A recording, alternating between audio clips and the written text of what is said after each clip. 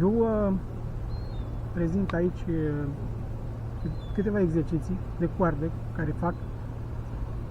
Deci doresc ca cât mai mulți să facă mișcarea asta, coardă. Nu pot să spui că e un sport, dar e cel puțin o mișcare pot să spui că este.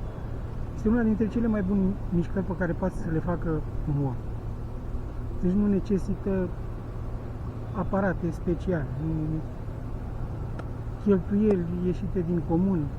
E unul dintre cele mai multe. Deci, în afară de fapt, o să găsiți pe net, dacă căutați, beneficiile săritului corzii. Eu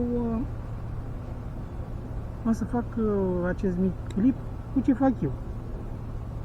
Deci fac exercițiile care fac eu în fiecare weekend constau în 10 runde a câte 200 de sărituri, mai puțin ultima care o fac de 300. Dar asta e un minim. Poate să fie 10 runde, 15, 20, depinde cum mă simt. Astăzi mă simt cam vlăguit. Probabil nu mi-am încărcat mușchii cu suficient glicogen.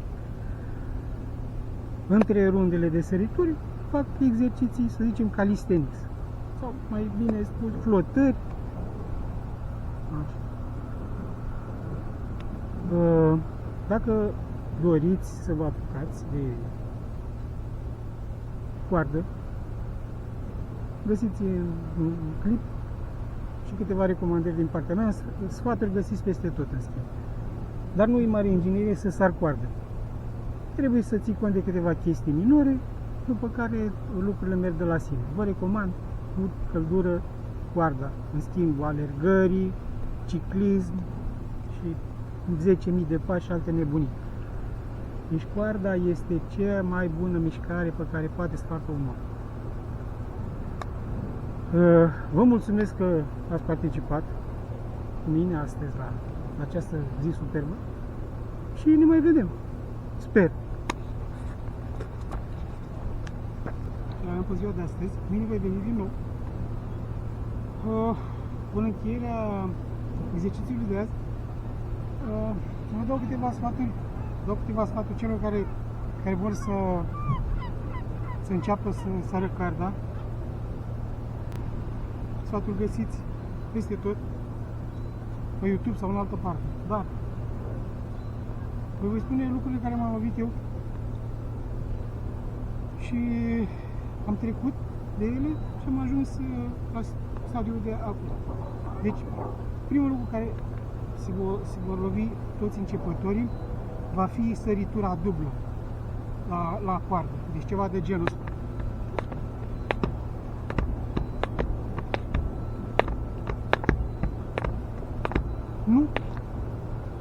Nu-i bine.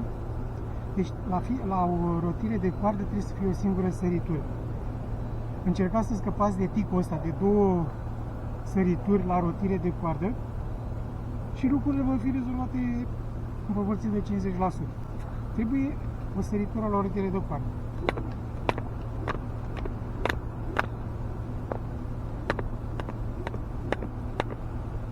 Deci ăsta este primul lucru pe care trebuie să-l rezolvați. Al doilea, nu săriți foarte sus. Deci obosiți fără rost și riscați să vă răniți. Deci săritura trebuie să fie cât mai flexibilă, genunchii flexați, ca să amortizezi ca un resort trebuie să fiți la săritură. Și săritura nu trebuie să fie înalte deloc, pentru că o să reușiți să vă răniți la glezne, la genunchi, la șolduri. Tocmai prin asta se dovedește superior săriturul corzii, pentru că nu vă rănește ca în cazul alergării sau altor sport.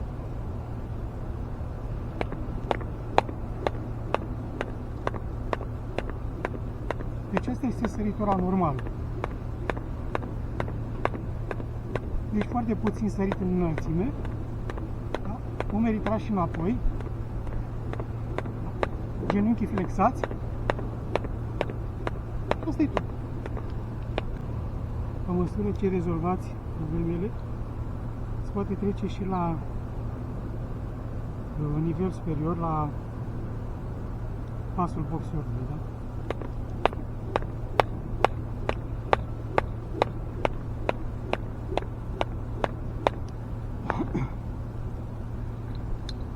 Deci sfatul meu e simplu.